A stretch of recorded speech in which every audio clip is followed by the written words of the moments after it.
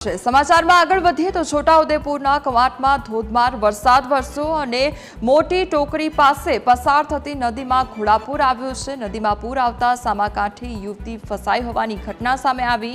દિનસા રાઠવા નામની યુવતી ફસાઈ હોવાની ઘટના સામે આવી છે। પૂર વચ્ચે ફસાતા યુવતીના રેસ્ક્યુની કામગીરી હાથ ધરવામાં આવી છે। તો યુવતી ફસાઈ હોવાની આ ઘટના સામે આવી છે। સતત વરસાદ વરસવાને કારણે કવાંટમાં ધોધમાર વરસાદ વરસવાને કારણે મોટી ટોકરી પાસે પસાર થતી નદીમાં ઘોડાપૂર આવ્યું છે।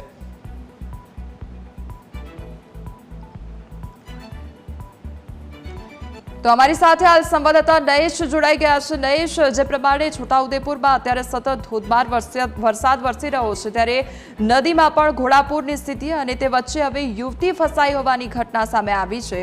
કયા પ્રકારે રેસ્ક્યુની કામગીરી હાથ ધરવામાં આવી છે? જી કોમલ, હું આપને જણાવી દઈશ કે હાલ કવાંટ તાલુકાના મોટી ટોકડી પાસે પસાર થતી તરાલ નદીમાં અચાનક ઘોડાપૂર આવ્યા છે। કુદરતી હાથે ગયેલી યુવતી નદીની વચ્ચોવચ ફસાઈ ગઈ છે। દિનસા રાઠવા નામની જે યુવતી છે તે યુવતી હાલ તો પાણીના વહેણ વચ્ચે ફસાઈ ગઈ છે। એક મોટા ટેકરા પર ચડી ગઈ છે। હાલ આ જે યુવતી છે તે યુવતીને રેસ્ક્યુ કરવાની કામગીરી હાથ ધરવામાં આવી છે। જી નયેશ, સમગ્ર માહિતી બદલ આપનો આભાર।